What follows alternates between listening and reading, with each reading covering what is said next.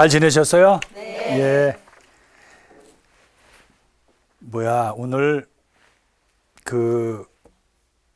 우리가 해야 할 그 과제가 광야라는 주제예요. 예, 그래서 이제 광야에 대한 거하고 우리가 우리 삶을 가서 얘기를 해보고 우리 전체에 또 이야기 한번 해봐야 되죠? 네. 예. 그래서 우리는 지난번도 말씀드렸지만 항상 긍정적으로 세상을 본다. 참 중요한 거 아시죠? 네. 이제 여러분 혹시 귀에 더덕이 앉지 않았어요? 너무 그냥 강조해서. 아마 긍정적인 삶에 대한 얘기는 아무리 강조해도 아마 과한 것이 없을 거예요. 왜냐하면 우리가 그렇게 살아야 하기 때문에. 그 다음에 늘 감사하는 마음으로 산다.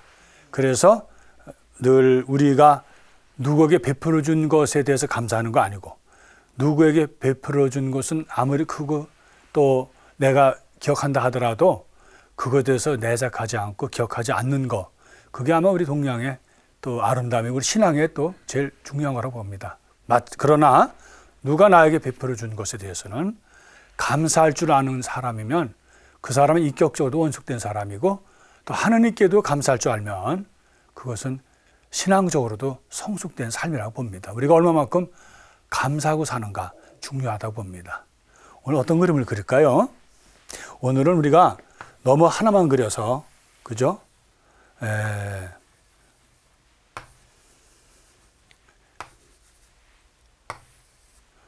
또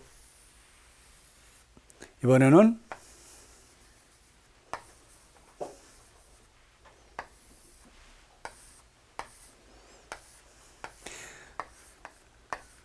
괜찮겠어요? 네, 예뻐요. 예. 그래서 우리 가정에서 아이들이 웃을 수 있으면 아마 가정이 가장 따뜻하고 또 우리 부모들이 잘 사는 얼굴이라고 봅니다. 그래서 우리 가정이 아이들도 또 부모도 같이 웃을 수 있고 그러한 우리 웃는 모습이 우리 공동체에 또 이렇게 전해질 수 있으면 얼마나 좋겠어요. 여러분들 많이 웃으셨어요? 네. 예. 우리가 웃고 살자고요.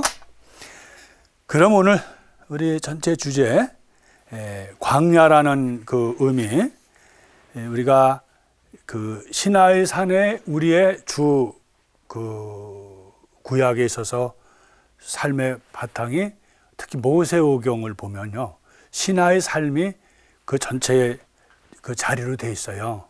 시나이라 그러면 이제 우리가 사막이라고 그러기도 하고 또 광야라고도 하죠. 언젠가 제가 그런 말씀드렸지만 우리에게는 다행히도 사막이 없어요. 우리 땅에는 없어요. 그리고 또 광야도 없고요. 그러나 이제 저도 이제 특별한 그 경험에 의해서 가서 살아보면 정말 우리나라가 축복받은 나라다. 또 하나는 성경이 전해주는 그런 사막은 우리의 입장에서만 생각하거든요. 근데 사실 비참해요. 그리고 굉장히 실망스럽고 왜 이스라엘 사람들이 그곳에서 불평을 하고 반역을 꾀했는가 그런 생각을 실감하게 돼요. 그래서 우리는 한편으로는 다행이면서도 성경에서 나오는 사막에 대해서는 조금 낯설을 수가 있다는 것이죠. 그래서 그러한 의미로서 오늘 우리가 한번 성경에서 말하는 그 광야에 대해서 우리가 조금 생각을 해보고 그렇게 지나가도록 하죠. 그러면 한번 여러분들이 사막에 대해서 아니 광야에 대해서 혹시 여러분 생각은 어떤지 한번 제가 물어봐도 되겠어요? 예, 한번 좀 자매님 하시겠어요? 예. 네, 신부님, 이스라엘 민족이 40년 동안 광야에도 살았고요. 세례자 요한도 광야에서 활동을 했잖아요. 예. 그리고 예수님께서도 그 유혹을 받으실 때도 광야 생활을 하셨다고 하시는데요. 이 광야가 우리한테는 어떤 특별한 의미가 있는지 궁금해요, 신부님. 아마 그런 질문을 하시는 거는 당연하다 봅니다. 우리가 사막 아니면 광야, 우리 성경에서는 아마 거의 같은 내용으로 쓰고 있죠. 그래서 우리가 주로 사막을 다룬 것 중에서는 모세오경이 이제 우리가 창세기, 탈출기, 레위기, 민수기, 이제 신명기잖아요. 그죠? 근데 그 중에서 아마 전체 이스라엘의 사막의 삶을 잘 얘기해 준 것이 보통 여정이라 그래요. 여정. 어디서 여정이냐면 시나이산에서 모압까지 여정을 있는 대로 잘 해준 것이 민수기라고 그래요. 민수기.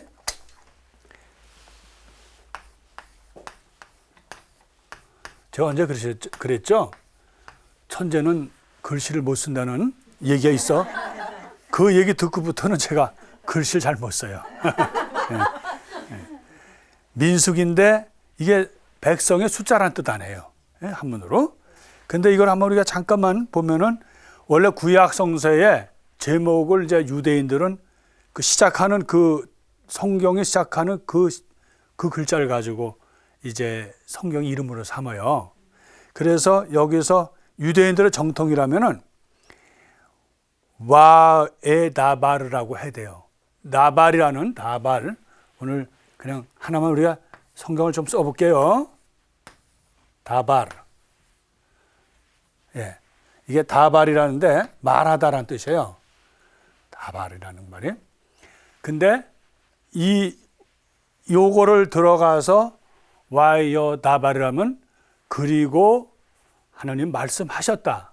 근데 이르셨다. 그래서 여기 우리 성경에는 이렇게 썼어요. 이스라엘 민수기 1장 1절에 보면 이스라엘 자손들이 애굽 땅에서 나온 그 이듬해 둘째 달 첫 하루날 주님께서 시나이 광야에 있는 만남의 천막에서 모세에게 이르셨다.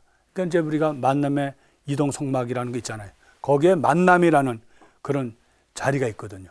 거기에서 모세에게 이르셨다 할 때 재밌는 거는 원래 우리나라 말의 순서가 다르지만 성서 히브리어는 광야에서 있는 만남의 천막에서 모세에게 이르셨다. 그래서 이르셨다 그리고 이르셨다라는 얘기로 써야 돼요. 그러니까 와여다발이라는 게 그리고 말씀하셨다 이르셨다라는 걸로 해야 되는데 이상하게 여기서는 전통을 깨고요. 거기에는 그 버미드발이라는 써서 버미드발 뭐냐면 드발이라면 또 여기에 미드발이라는 뭐냐면 사막이라는 말이 돼요. M자가. 그래서 여기 하나가 더 들어가 이렇게. 예? 물론 일단 지금 달라지고요. 그래서 재미있는 건 다발이라는 그 이야기가 말씀하셨다는 거와 사막과 그 글자가 많이 겹치는 거예요. 그래서 오늘 학습 제가 히브리어 말 좀 잘난 척을 썼어요. 그래서 미드발이라는 말을 들어가서 워여다발이라고 하고 또 버미드발, 버미드발 하면은 사막이라는 뜻이에요. 근데 여기다가 또 전치사를 하나 넣어요. 이렇게. 히브리 말은 전치사를 넣으면 어디에서라는 말이 돼요. 여러분들 히브리어가 어렵지 않아요. 왜 어렵지 않은지 아세요? 저도 하니까. 제가 항상 그래요. 아, 시부님은 어떻게 성서대학에서 공부하냐. 그거를 그렇게 말하지 말고 어떻게 시부님은 성서대학에서 공부를 했냐. 그러면 더 힘이 있죠. 아, 제가 할 정도면 누구나 할 수 있다는 얘기예요. 아셨죠? 그래서 여기서 이제 재밌는 거는 더 재밌는 거 뭐냐면 사막에서라는 걸로 바뀌었다는 거예요. 그래서 미드발이라고 써놨다는 거예요. 사막에서. 그러니까 사막에 있는 만남의 천막에서 하느님이 이르셨다라는데 이르셨다라는 말로 안 하고 사막에서라고 그랬는데 왜 그랬을까? 그것은 유대인들에게 있어서는 사막이라는 의미가 굉장히 큰 거예요. 그래서 이제 말씀하셨다라는 전례를 깨고 했는데 악의 공격을 깨도 드발이라는 말이 이렇게 겹친다는 거예요. 글자가. 그래서 양쪽을 다 겨냥해서 했기 때문에 재밌다는 거예요. 더 재밌는 거는 이제 이것을 히브리어 원본을 이제 여러분들 번역을 했어요. 번역을 해서 하나는 기원전 3세기부터 2세기에 히라버로 번역된 게 있고요. 다시 히브리어 우리 지금 하고 있는 히브리어로 쓴 원본하고 또 번역본 그것을 히라버 70인 번역이라 그래요. 근데 그렇게 된 거를 또 우리 예로니모 성인께서 기원 후 5세기에 다시 번역을 했어요. 다마스 교황님의 그런 청에 의해서. 그래서 그분이 나자렛에 가셔서 베틀레헴에 이스라엘 가셔서 12여 년 동안 사시면서 순명으로 다시 말하면 히브리어 원본하고 번역본 70인역 번역본하고 그러니까 시브리어 원문하고 70인역 그 번역본하고 해서 그걸 두 개를 보시고 번역을 하셨는데 우리 가톨릭의 중요한 갈림길이 된 거예요. 그걸 뭘로 번역했어요? 라틴어로. 그래서 그걸 불가따라 그래요. 그래서 우리가 저기 우리나라 말에 왜 승질이 불같다 그러잖아. 그래서 에르니모 성인이 원래 좋으신 분인데도 에르니모 성인은 아주 성격이 강하신 분으로 해가지고 그분은 성격이 불같다. 그래서 우리가 불같다라는 그 번역본을 외웠다고요. 불같다. 이렇게 써요. 불같다. 근데 이것이 우리 가톨릭에는 지대한 영향을 준 것이 예로니모 성인은 두 가지를 다 하신 거예요. 시브리어도 하셨고요. 유대인들의 말, 시브리 말. 그리고 그리스 말인 그 시라버도 하셨기 때문에 두 가지를 다 번역을 하셨어요. 그리고 또 예로니모 성인 또 유대하신 거는 아라메어라는 말을 또 잘 하셨어요. 그러니까 성성 그 언어에 아주 능통하셨던 거죠. 그래서 그것을 번역을 해서 우리에게 줬는데 우리가 지금 숫자가 좀 더 많죠. 우리가 보통 이제 시브리어 원 그 성서 번역본 빼고 나서는 39권인데 우리가 번역본을 할 때 그 유대인들이 이미 7권의 성서가 첨부된 거예요. 그래서 우리는 전부 구약 성서가 몇이에요? 46권이잖아요. 그래서 신약 성서 27, 또 구약 성서 46, 그래서 73권을 우리 성경의 신구약 권에다 해서 우리가 그렇게 배우잖아요. 근데 그 영향을 가장 주셨던 분이 우리 에르니모 성인이셔요. 근데 왜 재미있냐면은 아까 그 사막에서라는 그것이 시브리어 원문으로 되어 있는데 이 사막이라는 그것으로 아주 중요하기 때문에 그렇게 썼다는 거예요. 그런데 이제 셉투아진트 아까 말한 70인역 그 번역하는 70여 명의 랍비들이 모여서 그것을 번역을 했다고 나와요. 알렉산드리아에서. 근데 그분들이 이 사막에서라고 그냥 했으면 좋겠는데 이거를 그렇게 안 쓰고 아리트모이라는 말로 썼어요. 오늘은 조금 잘난 척 할게요.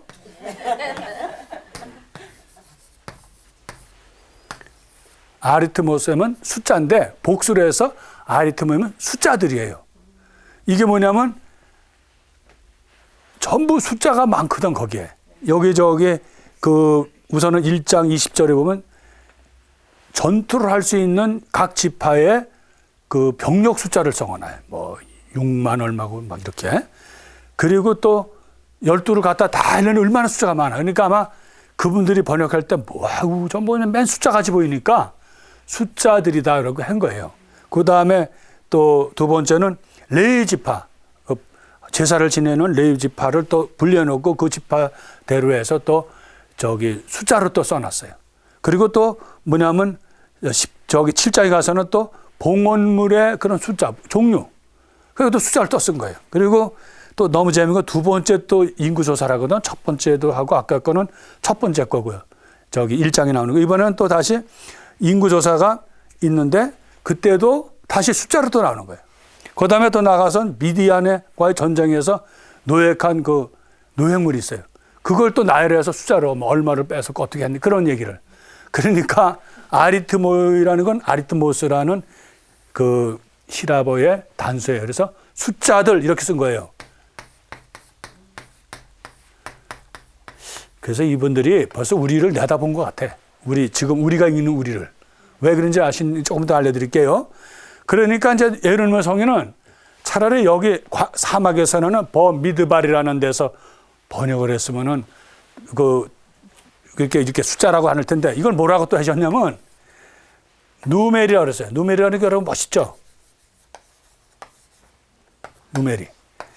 누메리는 여러분 이거 아셔요? 넘버 1 하는 거 누구나 모르는 사람 없잖아요. 넘버스가 된 거예요. 그래서 숫자들을 적은 책. 그래서 리베르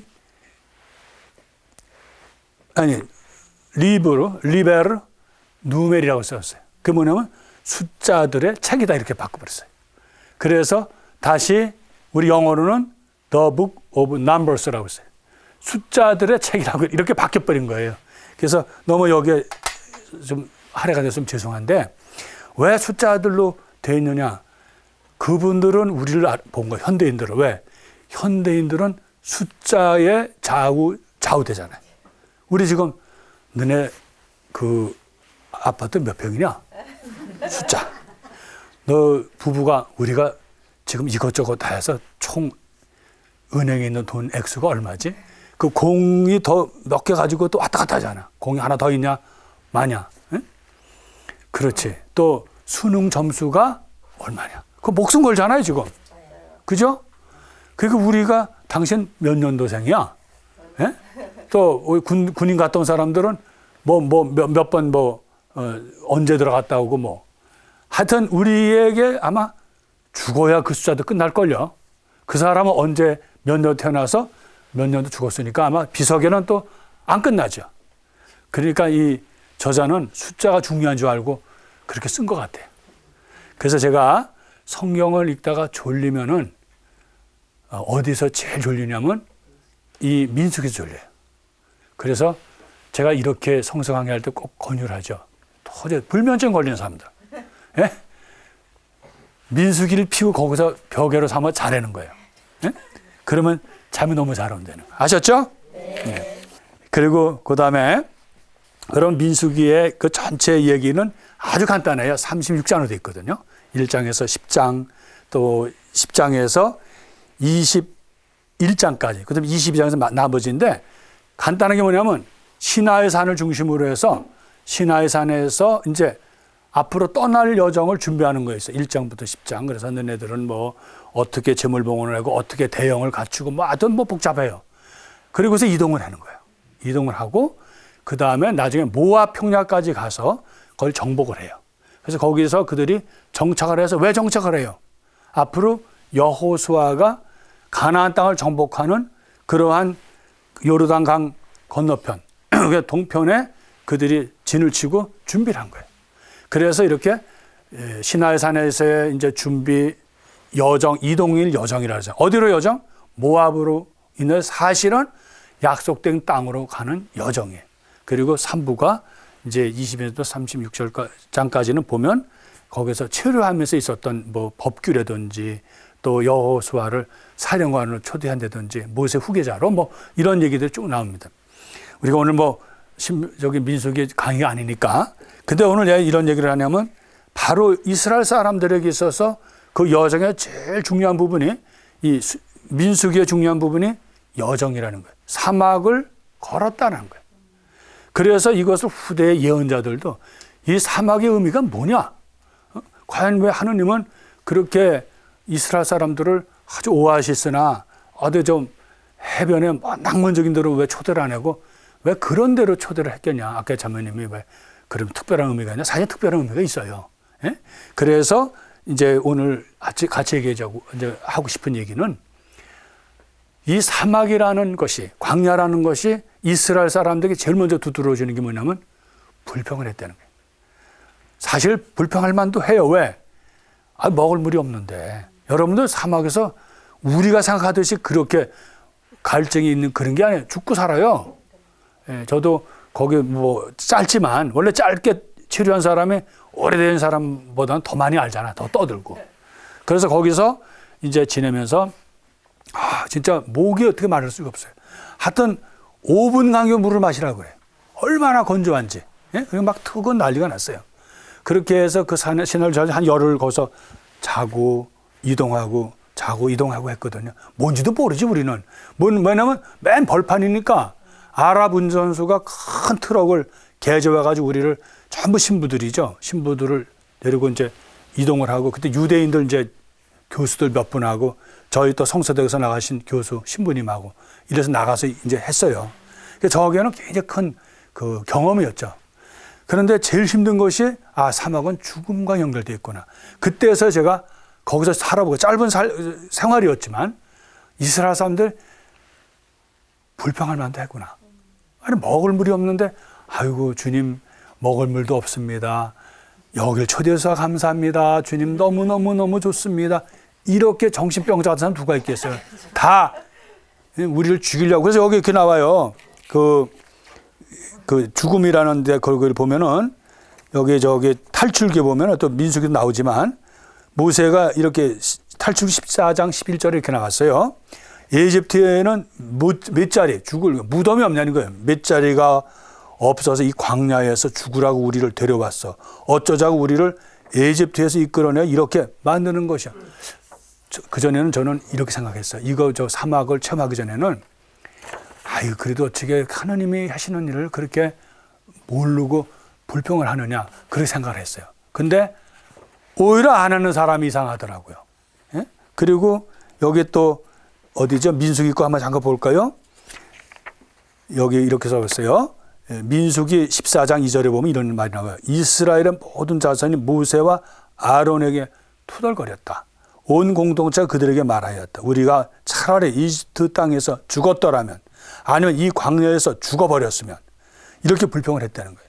이것 말고도 또 민수기 21장에 또 그래요. 어쩌자고 우리를 죽여 이렇게 왔냐. 물도 없는 곳에 또 보잘것없는 양식이 뭐예요. 만나를 그걸 아주 진전이 난다 그러는 거예요. 아주. 그 하긴 또 그렇게 죠. 매일 40년 똑같은 거 먹어보세요. 아마 불평 안 하는 사람이 그 이상하지 않아요? 예?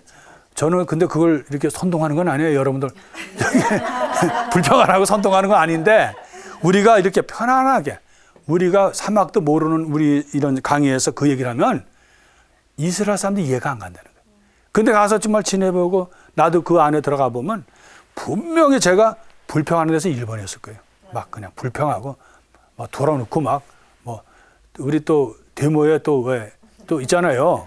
그렇게 했을 것 같아요.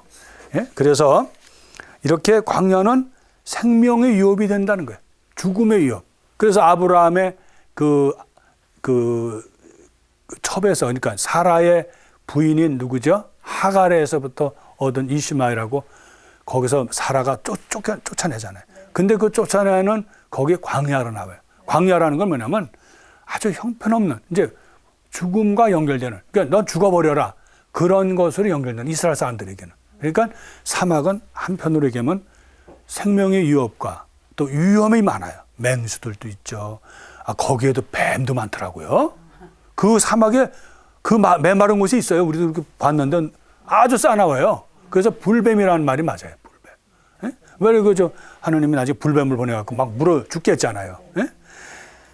그래서 이렇게 위험과 정말 굶주림과 목마름과 생명의 위협이 있는 것이 바로 죽음과 연결돼요. 죽음과 항상 죽음과 연결되는 것이 사막이다.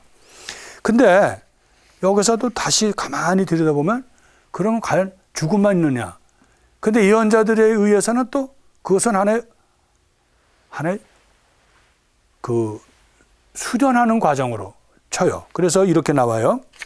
시편의 78편 15절에 보면 이런 말이 있어요. 사막에서 바위들을 쪼개셔 시므온에서처럼 흡족히 물을 마시게 하셨다. 하나님이 그렇게 하셨다는 거예요. 그것도 사실이고요. 그러니까 아무 의미가 없는 것 같이 우두커니 서 있는 바위를 하나님이 치시니까 물이 나왔다. 그리고 또 이사야에서는 광야와 메마른 땅은 기뻐하여라. 사막은 즐거워하며 꽃을 피워라. 그러니까 그렇게 죽음인데도 하나님의 입김이 있거나 하나님의 구원 소식이 있을 때는 그것은 다시 하나의 낙원으로 변한다는 거예요. 기쁨의 땅으로. 그래서 그것을 이사야서 35장 1절에 나오고요. 또 이사야가 이제 1 이사야, 2 이사야, 3 이사야에서 세월적으로 가장 오래된 편집을 한 거예요. 그 자료를. 근데 거기에 43에 이렇게 나왔어요. 보라 내가 새 일을 하려 한다. 이미 드러나고 있는데 너희는 그것을 알지 못하느냐. 정녕 나는 광야에 길을 내고 사막에 강을 내리라. 그러니까 이건 하나의 이상적인 그런 얘기를 하는 거죠. 종말론적으로 말씀을 드리는 거예요. 뭐 이 밖에도 여러 가지가 있는데 바로 그 사막에 하느님과 이스라엘 사람의 약혼 시절, 혼인 시절로 또 비교를 해요. 왜? 이스라엘 역사상 가장 하느님과 가까웠던 때가 아마 사막에서만큼 있었던 거 없어요. 하느님은 낮에는 모로의 구름으로 밤에는 불기둥으로 해서 이스라엘 사람을 항상 그 언저리에서 도와주시고 이끌어주시고 그래서 이스라엘의 사막의 의미가 죽음도 있지만 생명에도 있다는 거예요. 그래서 재미있는 것은 광야는 죽음도 주지만 이스라엘이 다시 살아날 수 있는 그래서 이사야 예언자는 이제 왕제로 인해서 이스라엘이 혼란스럽고 남북이 갈라지고 서로 형제들끼리 죽이고 이제 막 이렇게 또 남북이 막 서로 갈라서 싸우는 그런 상황을 보고 너무너무 실망한 거예요. 그래서 성전을 둘러싸고 니네 성전이 니네 하는 집이 정통이냐 우리 교 정통이냐. 그 사마리아 여인과 예수님께서 대화 중에서 나와요. 그런 게. 이 산에서 하느님의 집이 여기 있다. 하느님 집이 여기 있다라고 말하는 그 시대가 지나갈 것이다. 왜냐하면 성전이라는 것은 어떻게 돼요? 바로 어느 장소잖아요. 근데 사람들은 이상해요. 하느님을 꼭 그 공간에 집어넣으려고 그래. 그러니까 이스라엘의 큰 잘못은 야훼의 궤를 밀 때 그 공간에 하느님을 딱 거기다가 가둬놓은 거야.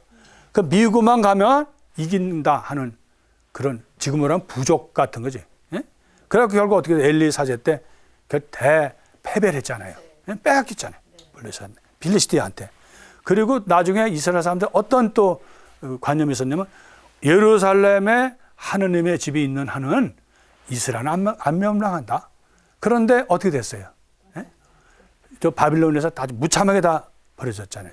이스라엘 사람들 그때 깨달은 거야. 아, 하느님은 하느님의 집이라는 데 갔다가 거기다 우리가 가둬놨구나. 근데 그건 아니다. 하느님은 우주를 창조하신 우주 하느님이시지 어느 거 조그만 공간에 마련하실 분은 아니다는 걸 배운 거예요. 그리고 이스라엘 사람들이 전승을 좋아해요. 구전, 말로 전하는 거.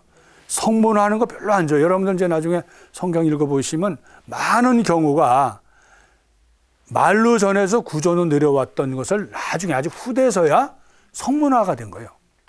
왜 그런지 아셔요? 혹시 내가 물어봐도 되겠어요? 왜 하느님은 성문화된 이스라엘 사람들 성문화된 걸 싫어한다고? 그것은 성전과 연결되어 있어요. 무슨 말이냐면 하느님은 사실 한글에도 갇혀서도 안 될 뿐이고 히브리 말에도 갇힐 뿐이 아니에요. 근데 사람들은 자기네 나라 말에 하느님이 거기 계셔야 된다고 강압적인데 유대인들은 그것도 싫은 거예요. 사실은. 왜? 하느님을 형상화하지 말라고 말은 그래도 문자로 한 것도 형상하거든요. 어느 공간을 차지하잖아요. 근자라는 게. 거기다가 집어넣는 거예요. 또 한국에서 너무 재밌는 거는 하느님을 요런 글자에다 가둬놓으려고 그래. 하느님. 여기에는 진짜 하느님이 계시는 거고 하나님은 없어. 거기는. 그래서 이 글자에다가 우주를 창조하신 하느님을 꾸겨 넣는 거야. 꾸겨 넣어 아주 그냥. 그래가지고 하느님이라고 하는 우리가 정통이고 하나님이라고 하는 데는 비정통이다. 이래 싸운다는 거예요. 사실 우리가 그렇게 옹졸한 사람들이에요. 항상 형상화는 하지 말라 그러면서도 형상화를 했잖아. 이렇게. 하느님을 요 글자에다 집어넣었잖아. 이것도 갖다 놨잖아. 하느님이 뭐가 아쉬워서 요런 집에다가 들어가 갖고 이거 뭐 중국집 같으네. 예? 요런 뭐 성전이라고 합시다. 여기가. 예? 거기다가 가뒀는데 성전에다가 그 큰 집도 아니고 성전에 조그만 또 이런 궤에다가 집어넣었어요. 예? 궤에다가 이렇게. 여기다 또 거룹을 양쪽도 해가지고 뚜껑을 해가지고 뭐 여기다가 뭐 아카시아 나무를 어떻게 하고 넓이는 얼마고 얼마 갖고 그 구격에다 하느님이 거기만 계세요. 하느님 움직이지 말고 다니지도 말고 거기 계세요. 이렇게 했다는 거예요. 우리가 사실 우리 안에는 그런 사람 안에는 그런 어떤 내가 보아야만 되는 걸로 만들 수가 있다는 것이죠. 그래서 그런 데서 우리가 크게 하느님의 형상화에 대해서 너무 규격화 만들지 말라는 얘기죠. 예? 얘기가 좀 달라졌지만 그런 면에서는 유대인들은 광야로 하나님이 계속해서 자유롭게 그런 규격이 아닌 그런 데서 자유롭게 이스라엘 사람을 만났던 그 시절 그 사막을 황혼의 시기라고 이렇게 말하고 있다는 거예요. 그러면은 이제 우리가 더 나가서 우리가 복음에 아까 우리 자매님이 질문했듯이 세례자 요한도 왜 광야에서 회개하라. 그리고 세례를 요르단 광야에 있는 요르단에서 강에서 그렇게 세례를 줬을까? 그것은 아마 우리가 말하는 이스라엘이 광야에서 지냈던 그 시절, 예? 세례자 요한이 있었던 그 전 로마 제국이었어요. 얽히고 설키고 이스라엘 사람은 희망도 없었어요. 나라도 잃고 또 정치 지도자들도 그렇게 희망 있는 모습이 아니었어요. 전부 글자에, 아까도 말한 글자에 그런 율법에 하느님을 쑤셔 넣어가지고 그것이 하느님이라고 했던 때니까. 물론 우리 예수님이 그것을 자유롭게 해서 원래 뜻으로 회복시켜 주셨지만, 그래서 이제 이번엔 어떤 면이 나오냐면, 이제 요르단이라는 것은 어떤 형태가 없잖아요. 그 저기 사막이라는 것은 비어 있잖아요. 비어서 어떤 걸 묶는 것이 없는 거예요. 예? 그냥 자연 그대로. 그래서 요르단에서 세례를 베풀었고요. 예수님은 이제 공생활을 하시기 전에 사막에서 주야 밤낮 40일을 지내셨다 하는 것은 이스라엘의 40여 년의 것을 이제 저자는 그런 것을 축소한 것으로 연결시키는 것으로, 그리고 이스라엘 사람들 광야에서 하나님을 직접 만난 것처럼 이제 예수님은 악령에 의해서 유혹을 받으시면서도 하느님의 뜻을, 또 하느님에게 가는 기도를 바치신 거로. 그래서 오늘 이제 우리가 이스라엘의 광야 이야기, 세례자 요한의 이야기 아까 잠님했고, 그 다음에 또 예수님의 광야 이야기.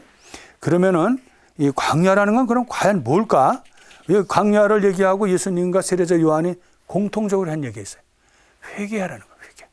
회개하라는 게 뭐예요? 우리가 이제까지 세상에 묻혀서 세상의 그런 모습대로 자기의 삶을 살았다는 거예요. 하느님은 계시는데 하느님을 잊어버리고, 그래서 하느님께로 내가 생활을 이렇게 돌렸던 것을 이제 하느님께로 돌리라는. 그래서 옛날에 우리 어른들은 회도라 그래서 회도, 머리를 돌린다는 애. 그게 원래 메타노이아의 원래 의미예요. 머리를 바꾸네, 방향을 어디로, 세상에 있던 방향으로 있었던 걸 이제 하느님께로 돌린다. 그래서 광야가 바로 그런 모든 걸 비어 있었기 때문에 어디에 매이지 않고 내가 정말 하느님께로 돌릴 수 있는. 왜냐하면 우리가 세상 살면 나를 얽매이는 게 너무 많잖아요. 내 재산도 그렇고, 내가 또 얽히고 설킨 것이 자유가 항상 있는 건 아니야, 내가요. 또 아침에 출근해야지, 일해야지, 아이들 돌봐야지, 또 직장에서 또 일에 대해서 또 그게 항상 잘 되는 건 아니잖아요. 그런데 매이다 보면 내가 거기에 어쨌든 자유를 잃어버리니까 이제 광야로 돌아가라고 이스라엘 사람들에게 한 이사야 예언자는 뭘까? 그것은 바로 하느님께로 향해라는 뜻이에요. 하느님을 만나는 자리다. 그런데 바로 말하면 죽음인과 생명이 있는 그러한 곳으로 예언자는 초대했고, 예수님도 그러한 데 있어서 당신의 사업, 공생활을 시작을 하신 거죠. 그래서 오늘 여기 우리가 광야라는 것은 위협적이에요. 또 대신 이런 면도 있지만 항상 우리를 위협한다는 거예요. 그래서 우리가 여기 영원한 도움의 조화선 수녀님이 쓰신 광야에 대한 이야기가 아주 좋은 글이 있더라고요. 우리는 고통 중에 하느님, 야훼 하느님이 어디 계시는가라고 물을 것이 아니라 나는 가까이 계시는 야훼 하느님과 함께 있었는가라고 반문하라는 거예요. 그러니까 이제 하느님과 함께라는 것으로 회복된다는 거예요. 이제는 하느님이 누구냐라기보단 하느님은 누구이기 전에 나와 함께 이스라엘 사람과 거느렸던 그런 모습대로 나와 함께 있다 하는 얘기로. 그리고 이 사막에서의 이제 이런 여러 가지가 있는데, 오늘 저는 여러분들에게 좀 나누고 싶은 얘기는 아주 짧은 그 체험이었지만, 저는 로마에서 공부하면서 히브리 대학 거기서 이제 저희 신부들 그룹을 데리고 또 사막도 갔고요. 또 틈틈이 또 우리 성서대학 거기도 분교가 있어요. 우리 로마에서 연결되는. 그래서 거기에 또 우리 신약 성서와 연결되는 부분을 다 또 순례를 했어요. 그래서 한편으로는 구약 성서와 연결되어 있는 그런 것을 다 유대인들 교수들과 다녔고요. 다음에 나중에는 신약 성서 연결되는 것을 틈틈이 해서 저희들 2학기를 거기 있었는데 그걸 아주 알차게 이렇게 했어요. 또 나중에 저희들을 어디까지 보내줬냐면 이집트까지 보내줬어요. 이집트에 거기 가서 또 한 열흘 있었을 거예요. 그리고 또 나중에 그리스까지. 그러니까 저희 성서대학은 저희들에게 어떻게든 성서의 세계에 정말 이렇게 폭넓게 하도록 이렇게 배려해 준 거죠. 저희는 그걸 굉장히 감사하게 생각해요. 그래서 요즘은 그걸 갖다 보통 우리 그러잖아요. 촌놈이 출세를 했다. 강원도 사람으로서 제가 사제가 안 됐고 교회에 그런 사람이 되지 않았으면 제가 그런 혜택을 받았겠어요. 어디서나 또 정말 할아버지 수사 신부님들이 그렇게 반가워할 수가 없어요. 그때는 이런 얘기를 했어요. 해드릴까요? 세상에 이렇게 젊은 신부가 있다니. 그 얘기 저 들었었다고요. 그래서 이제 거기에서 이렇게 지내면서 제가 지금도 잊혀지지 않는 것은 사막에서 이제 이렇게 다니는데 그 큰 트럭을 아주 엄청 큰 트럭이었는데 거기를 이렇게 개조를 했어요. 그 학교 그 히브리 대학에서 그래가지고 중간 저희들이 타고요. 이제 위에는 물탱크를 만들었어요. 거기 물탱크. 그 맨 꼭대기에 저희들이 먹을 이제 양식을 빵이나 그리고 아주 날짜별로 차례차례 먹으면서 갈 수 있도록 그리고 그 맨 꼭대기에 슬리핑백을 덮어서 왜냐면 열이 하도 많으니까.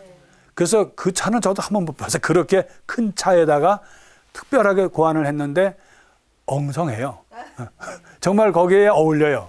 아주 세련된 차가 아니고 그냥 거기 뭐 잔뜩 붙어갖고 유대인 저 유목민들이 다니는 모습 같았어요. 근데 제가 지금도 이해가 안 가는 게 그 넓은데 길 표지도 없어요. 근데 그 아랍 기사는 항상 우리를 그 일정대로 가다가 해가 떨어지면 세우는 곳이 우리가 지내는 곳이야. 그러면 이제 다 이렇게 해놓고 저희들이 미사를 어떻게 했냐면 다 신부들이니까 한 사람은 끝까지 이렇게 성작을 잡고요. 그 뚜껑을 하고 그거 미사 내내 잡고 있는 게 이제 당번이야. 또 어떤 신부는 성체 안 날아가게 뚜껑을 해가지고 이렇게 잡고 있고 조금해서 모래가 막 들여와갖고 날아가니까 그래서 아주 바람이 센 데서 이제 미사도 하고 그랬는데 너무너무 좋았어요. 예? 그런 특별한 뭐 피정 같더라고요. 그리고 또 그 교수 신부님들이 얼마나 열정적으로 강의를 해주는지 또 유대인들 교수들도 저희들 같이 했어요. 같이 했는데 종교라는 것은요 함께 고통을 받고 어려움을 겪으면 하나가 되더라고요. 나중에는 뭐 유대 교수나 우리나 식사하면서 똑같아요. 그냥 같이 어울리고 같이 이야기 나누고 근데 확실한 것은 구약의 그 세계로 우리를 초대하는 거예요. 그 광야에서. 이제 한 번은 이렇게 자고 있는데 뭐 소리가 나. 이제 어떻게 했냐면 슬리핑백을 하나씩 다 가지고 이제 줘요. 저녁 식사하고 저녁 기도 끝나고 다 끝나면 그 학장 신부님이 우리에게 이제 잘 자라고 이제 평안히 자라고 그러고선 이제 우리가 광야에 그때야말로 자유로워요. 내가 가서 자고 싶은 데 가서 그냥 슬리핑백 하나 가지고 자면 돼요. 나중에 자꾸만 이렇게 올리고 자면 되니까. 근데 지금도 아주 인상이 깊는 거는 그 넓은 벌판에 우리만 있다는 거. 아무도 없어요. 비어있는 거기에. 그리고 이렇게 비가 안 내리니까 구름이 없어요. 아마 저는 시인은 아닌데요. 별빛이 그렇게 아주 별빛을 시적으로 표현이 되는 수밖에 없네. 그냥 뒤집어 쓰고 자는 거예요.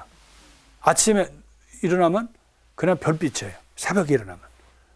그럼 이제 너희들 모여서 또 식사 준비하고 그러고 또 이동을 하는데 한 번은 자는데 뭐 소리가 이렇게 나더라고. 그래서 뭔가 하고 이렇게 어떤 우리 동료들 소리가 나는 거예요. 그래서 일어나서 보니까 그날은 달빛이 아주 굉장히 밝았어요. 거의 대낮처럼. 그래서 보니까 우리 신부들이 저쪽 언덕에 쭉 이렇게 앉아가지고 뭐 떠들고 그래. 그래서 무슨 뭐 일이 나나? 왜 사막에서 무슨 일이 있을까? 하고서 갔더니 저는 지금도 그 광경이 잊혀지질 않아요. 이렇게 딱 보니까 전부들 감탄하고 있는 거예요. 야, 대단하다고 막 그래. 이렇게 골짜기인데요. 큰 골짜기인데 꽃이요. 꽃이 끝없이 펼쳐지는 거예요. 그래가지고 그 꽃을 보면서 감탄하는 사람이 없어요. 여러분들 혹시 월화민여, 민이라는 얘기 꽃 알아요? 월화민여, 월화민. 제가 얼핏 듣기는 확실한 건 아니에요. 확실치 않은 게 더 재밌어요. 아셨죠? 황하강에 그를 피는, 달팽 피는 꽃을 이름을 그렇게 한대. 선인장 종류라고 그러죠. 제가 얼핏 듣기는. 아니면 뭐 갈대라든지 하여튼. 근데 그 생각이 났어요. 야, 정말 우리 동양에도 아마 내가 가보진 않았어도 월화민여라는 게 워낙 또 민이라는 꽃이 저런 것인가. 그 꽃 이름이에요. 예, 근데 꽃이 보통 많은 게 아니에요. 그 벌판을 다 덮었어요. 아주. 그래서 이제 그 교수가 날이 이제 밝은 다음에 보니까 다 보이잖아요. 달밤에 더 멋있어요. 그런데 그것은 1년에 사막에도 비가 좀 내린답니다. 안 오는 곳은 그 이슬을 받아가지고 그놈들이 산대요, 끝끝이. 근데 그 짧게 내린 비를 다 받는다는 거예요. 그래서 보관했다가 그걸로 쓰고 꽃도 피우고 그래서 자기를 그렇게 드러내는 거라는 거예요. 그러면서 그 교수가 아마 이스라엘 사람들이 그렇게 살았을 거라는 거야. 정말 각박하고 어려운데 만나 그거 받아가지고 또 메추라기 받아가지고 또 가는 곳마다 이제 물이 조금 있는 데 가서 하고 그렇지만 그건 항상 하느님과 함께하는 역사를 만들었다는 거죠. 그래서 신앙인의 모습이 과연 이런 게 아니겠냐. 이제 유대인 교수들이 그런 얘기를 하더라고요. 그래서 저도 우리 신앙인의 모습이 항상 언제든지 아름답지만 우리가 때로 살다 보면 사막을 만납니다. 다 이렇게 고통스럽고 내가 원하지 않는 실망과 또 원하지 않는 상황으로 갈 때가 있어요. 그렇게 항상 우리가 그렇잖아요. 뭐 좋아하는 사랑하는 사람이 죽든지 어떤 상황이든지. 예? 그래서 오늘도 이제 이런 말을 하기 위해서 그런지 아침 미사를 드리면서 그 어느 어머니가 오셨어요. 어젠가 그저께 신부님 우리 아들이 신자가 아닌데 미사를 드려줄 수 있나요? 그래서 왜요? 했더니 아들이 정신이 좀 질환이 있었는데 집 나간 지 몇 년 됐대요. 여러분들 그 엄마의 마음은 모른다고요. 근데 며칠 전에 경찰에 의해서 발견됐는데 산에서 누가 죽었는데 그게 아들이더라는 거예요. 그래서 이제 가서 보고 그 어머니의 얼굴이 완전 낙담이고 눈물도 못 흘려. 그래서 제가 이제 아유 그런 거 걱정하지 마세요. 그래서 우리가 오늘 제가 여기 오기 전 미사 때 우리가 기억하고 왔는데 그래요. 우리가 살면서 그 어머님들 그런 일이 있을 수 있겠어요? 그래서 우리가 아들이 죽으면 왜 가슴에 묻는다 그러잖아요. 그건 맞아요. 예? 그래서 우리가 불효 중에 제일 큰 불효가 부모가 돌아가시기 전에 먼저 죽는 게 불효라 그러잖아요. 그 어머니의 얼굴을 보면서 오늘 내가 사막 이거에 대해서 생각을 하는데 우리는 다 각자의 사막이 있다는 거예요. 정말 예측도 못했던 그런 아픔들, 누구도 이해해주지 못하는 그래서 어쩔 수 없이 불평하고 원망하고 하느님을 정말 저주하는 순간이 있다는 거예요. 오히려 여러분 아까도 얘기했지만 그 물이 없어서 불평하는 거 나쁘다. 그렇게 할 수가 없는 거예요. 우리가 그 상황에 들어가면 다들 불평하고 우리 욥에 대해서 나오잖아요. 어? 그렇게 의인이면서도 나중에 그런 상황이 오니까 하느님 막 원망하고 자기 태어난 날까지도 원망하잖아요. 그래서 우리는 항상 우리가 좋을 때 우리가 잘 될 때 하느님은 나와 함께 계신다. 그건 쉬워요. 그러나 내가 정말 버림받은 것 같고 정말 누구도 나를 이해해 주지 못하는 상황으로 들어갔을 때 거기서 하느님께 의지할 수 있었던 그 믿음은 사막에서 불평을 하고 뭐 여러 가지가 있어도 민수기에서 나타나는 이스라엘 신앙이 우리에게 큰 그 희망을 준다는 거예요. 결국은 하느님은 그들을 그 불평하는 이스라엘 사람들을 끌고 모압으로 가고 약속하셨던 가나안으로 가시잖아요. 그들은 그걸 못 참고 불평을 할 수밖에 없어요. 그래서 우리가 오늘 함께 가고 싶은 것은 우리에게 시련과 어려움, 그것은 이스라엘 사람들에게는 지금 사막을 얘기하지만 이 사막에서 민수기를 썼던 이 저자의 의도는 뭐냐면 이스라엘 사람들이 나라를 잃었어요. 성전도 잃었어요. 이제 의지할 것이 아무것도 없고 애국에서 천덕꾸러기에다가 이제 나라 없는 유랑 민족이에요. 그런 민족에게 희망을 주기 위해서 한 거예요. 봐라. 이제 그들이 에즈라 느헤미야를 통해서 돌아오기도 하고 또 일부는 거기에 그 유배지에 있었고요. 근데 그들의 공통적인 것은 희망이 없는 거예요. 예? 그런데 구원의 역사라는 것은 항상 그런 절망 속에서도 빛을 주듯이 희망이 있다는 거예요. 인간은 못 줘요. 인간은 망해라. 아유 그냥 망해. 넌 망해라. 너 사람들이 미움받으니까 아예 미움받아. 이렇게 대중의 합세해서 사람을 망가뜨리지만 하느님은 아주 여린 그런 구원의 소리를 하고 기도를 해도 지나가시는 분이 아니라는 거예요. 사람은 지나가죠. 그러나 하느님은 그것마저도 해서 이스라엘 구원 역사 다 그렇잖아요. 그러니까 유배지에서 이스라엘 사람들이 고통받고 어려울 때 방황할 때 봐라. 하느님은 사막에서도 다 죽어갈 것 같고 이렇게 유배지에서 고통받는 이런 상황이라도 하느님은 너희들을 버리지 않았다. 그러니까 희망을 가져라. 그래서 원래 민수기의 이야기가요.